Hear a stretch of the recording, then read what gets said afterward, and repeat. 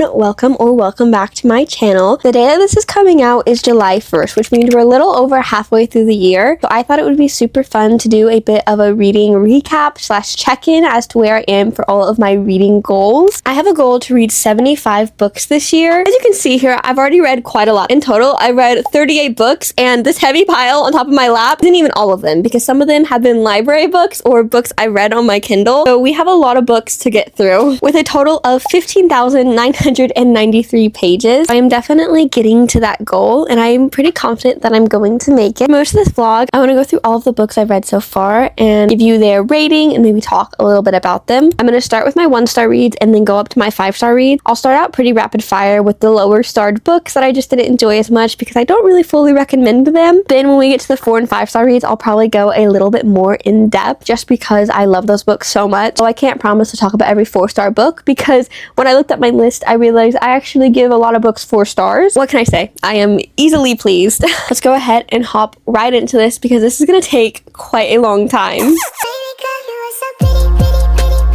I'm going to start with books that I DNF'd this year, so that means that I did not finish them. Starting out is Salvation by Sandra Proudman. I got this book in an owl crate, so I did not necessarily choose it, but I was excited because the artwork within it and the sprayed edges made me really excited to start it. I made it a little over halfway through the book. However, even halfway through the book, the plot had not really started or picked up at all. It was moving incredibly slow, and it was so insanely repetitive that I decided not to finish it. The next book I DNF'd this year is actually way later in the year, and that was Kingdom of the Curse by Carrie Maniscalco. Read the first one, Kingdom of the Wicked, and I was already struggling through that one a little bit. The last book that I DNF'd this year so far was Splintered by A.G. Howard. Thought I would enjoy it because it was Alice in Wonderland, but then one of the main love interests was described as being an older brother figure towards her, and I thought that was weird because then they were also falling in love with each other and I just couldn't do it anymore. Moving on to the 1-star reads, this list is thankfully actually shorter than my DNF list. First book I gave 1 star this year was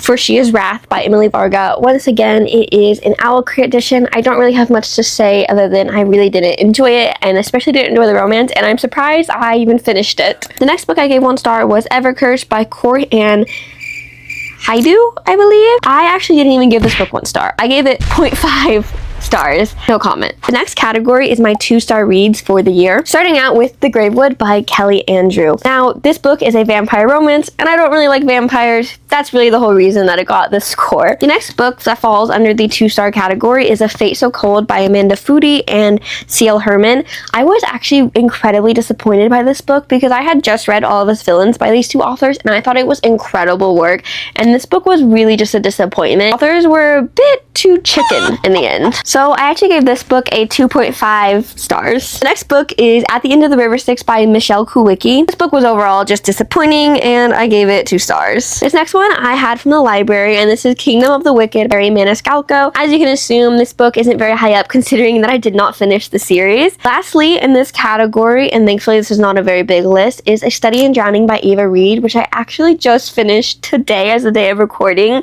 I had such high hopes for it because I'd seen so many good things for it over on Book Talk, but it was kind of just overall a letdown. Now we're moving into the 3-star reads, which means the books are no longer bleh. They're starting to get average. This is usually what I rate a book when I enjoyed it and I got through it enough, but there was nothing spectacular about it. Starting off with The Glittering Court by Rochelle Mead, which I gave 3 stars, and then Bitter Blue by Kristen Kishore. This is the 3rd book in the Graceling series. It wasn't my favorite out of all of them, but still a very good read in the series, so I gave it a 3.75, just shy of hitting 4 stars. Then we have Winterkeep, which is actually book 4 of the Graceling series. This was probably my least favorite out of all of the Graceling books. It just felt a little dragged on, and I was honestly just missing Katsa a lot, so I gave it 3.25 stars. Here I have another owl crate book. This is The Swan's Daughter by Roshani Chokshi. It was cute, but it wasn't what I was expecting. I gave it 3.5 stars. This is See You Yesterday by Rachel Lynn Solomon. My mom got it at Dollar Tree, and it was surprisingly cute. It was a good little romance book. book with some time travel involved, and I gave it a 3 stars because it was good, but I probably wouldn't reread it or suggest it. This next one on my list is a little silly. I got it from a blind date with a book. It is Rebel Belle by Rachel Hawkins. I was definitely not expecting this to come out of my romantic fantasy with a book, but it's what came out, and I made it through it. I gave it 3 stars because I enjoyed it enough. It got me through a plane ride, but I'm not going to be reading any of the sequels. While on vacation, I then read Thorn Season by Kira Azar, and I gave it 3.5 stars.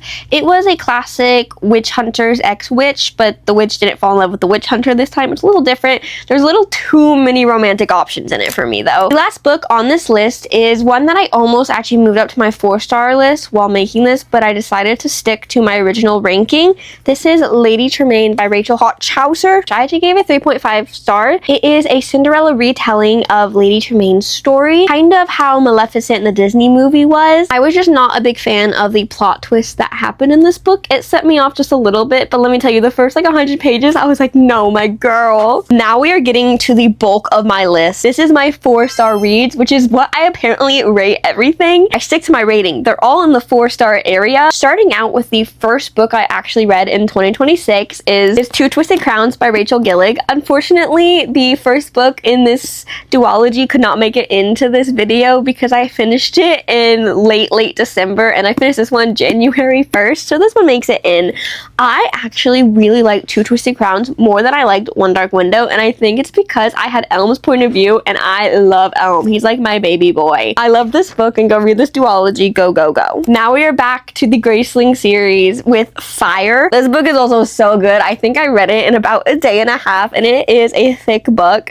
It is a 4.25 out of 5 stars. This next 4-star read is kind of fun because it was my first ever Lynn Painter book, and that was Betting on You, which I gave 4.5 stars. Guys, I loved Betting on You so much. I think it's my favorite Lynn Painter book. Like Glasses, oh, that nickname made me, oh, it made me so happy. I think they're my favorite couple in general. They're dynamic, and the way they interacted with each other was just chef's kiss. Like, I love them. Then I read something that was a little bit darker with Sunrise on the Reaping. Let me tell you, this book was insanely good, as all Suzanne Collin books are gonna be. And I almost gave it 5 stars. I gave it 4.75 stars.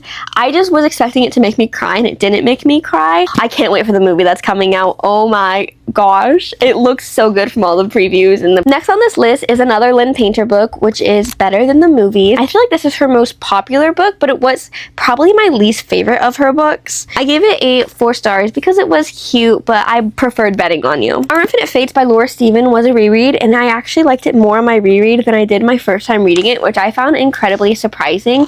This book is about 2 lovers who are reincarnated in every single lifetime and doomed to find and kill each other, or something bad will happen if they live past their 18th birthday. Just go give it a read. It's really cool. I gave it 4 stars. These next 2 are a series. They are The Last Bloodcarver and His Mortal Demise. They're both Owl Crate books, and I got them in a matching set because I actually like these books so insanely much. I can't describe them in a good way without giving out 8 million spoilers, but just know to go read them. I gave The Last Bloodcarver 4.5 stars, and I gave His Mortal Demise 4 stars. I've been recommended All of Us Villains by Amanda Foody and Ciel Herman a couple times over on my book talk, and I really enjoyed it. I enjoyed 3 out of the 4 characters' point of views. I do think one of the point of views could have been cut out and it would have made the book better, so I did give it 4 stars. Then another Lynn Painter book makes an appearance with Fake Skating, which had a 4.5 stars. So this one was fun and cute, and I did like it more than Better Than the Movies, but I don't think I liked it more than Betting on You. I think I could spend a whole 10 minutes talking about a stage set for villains. Gonna try not to do that, but this book is so good because it was a 4.75 stars. This book has all these elements of the theater. The plot twist was crazy, and there's a difference is that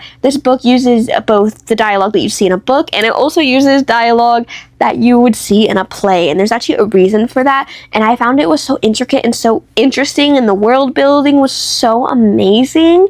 Also, the love story was really cute. I love a flamboyant king as our love interest. Okay, like Jude, I see you. This book is so good and I think it needs more hype. If you like Caraval, you would definitely love this book. Go give it a shot. Another book kind of in that domain of Caraval lovers is Revel by Lissa Mia Smith, which I gave 4 stars. It is a book set in the Prohibition era of the United States on this small island where there is magic.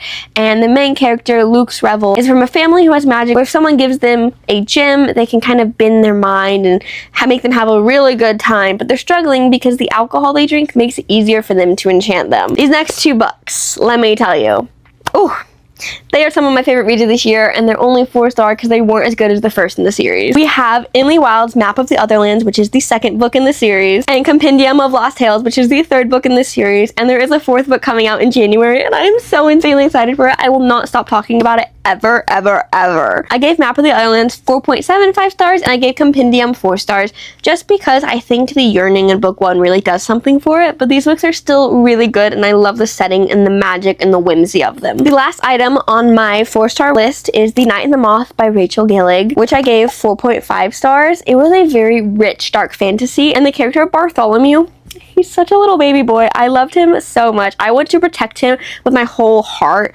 and if he gets hurt in the 2nd book, I may lose it. The only reason it's not a 5-star read is because it was insanely predictable. I predicted everything. Still enjoyable though. It is now time for the most important list of them all, the 5-star category. These are books that I love so much that they are not leaving my head, and I think every single one of these books on this list needs some more love from everyone because I never hear them getting talked about. Starting out with A Fragile Enchantment by Alison Saff. You have definitely heard of Alison Saff before. You would know her for Wings of Starlight, the story of Queen Clarion and Lord Mallory. However, I think this book may even be better than that one. This one tells the story of Neve Conchoper, can't ever say her name, and Kit Carmine, who is a prince, and she is hired to be his seamstress for his upcoming wedding to another woman. However, as they get to know each other, they fall in love, and it's so good. There's so much yearning in it, and she is such a sweet, good character who is so loyal and hardworking for her family back home. Did I mention she's a magical seamstress? She's not just a seamstress, but she sews parts of her life into her outfits, and this book is so good and it needs more hype, just like Wings of Starlight gets. Go give it a try. Next, we have a book that I've been alluding to this whole time. It's Graceling by Kristen Cashore. I've talked about almost all the other books in the series, but this one is by far my favorite because this one follows the story of the first main character, Katsa, and Katsa is so strong. She's such a strong female main character. With her grace is literally killing. That's her thing. But the thing is, she doesn't want to kill. She wants to be soft and gentle, but that's what she's kind of been used for her whole life, and she doesn't want to be tied down to a man. And I love Katsa so much, and every single time in the sequels when she would be mentioned at all, I would get so excited because she's just such an amazing character. And then her love interest, Poe, I love him too. This book is so good. The characters are amazing. Go read this one. Go read this one and start it. Go, go, go. That was the first book in the Graceling series, and the last one also got 5 stars. This is Sea Sparrow, also by Kristen Cashore. This one follows the story of Hava on her way home from Winterkeep alongside Queen Bitterblue. I'm gonna be honest, this book originally was gonna be 4.5 stars. I really enjoyed it. However, I didn't think I would enjoy it as much as Graceling, and then this book had me sobbing. It literally had me sobbing. Hava is so special to me because she's never had her own identity in her own life, and she finally finds a place among the crew. It made me so emotional because that was my girl, and she felt so real to me, and the connection she made with the sailors and the issues she had even while they were fighting for her life, the mental battles she was fighting with herself, how gentle she could be. There wasn't a big love story with her story, but there was a small one with Lenny, and it kind of left the opening up to interpretation, and I think it partially made me cry because it was the end of this series. But I just loved Hava so much. My last book is probably one of my favorite books to ever exist, so it's a perfect ending to this video, and that is Emily Wilde's Encyclopedia of Fairies, the first book to the Emily Wilde books by Heather Fawcett. This story follows Emily Wilde, a professor at Cambridge who's studying gyrodology, which basically is the study of fae, alongside Professor Wendell Bambleby, who may be hiding a secret. This book is so good because Heather Fawcett writes such unique stories and such unique characters. Emily Wilde is a 30-year-old woman who really is just there to study these fae creatures. She's not there for this grand big romance, and if one finds her, you know, that wasn't her fault. And she's very socially awkward, so I kind of found myself in her, and it's really just a good fun time. It's a cozy fantasy, and that's one of my favorite genres. That is all for the reading recap. I hope you enjoyed and found a new book to read. I still have a lot of books to read to hit my 75 goal, so go ahead and leave in the comments some suggestions that you think I should add to my TBR to finish out this year. I'll see you all at the end of the year to let you know if I completed my goal or not. Bye!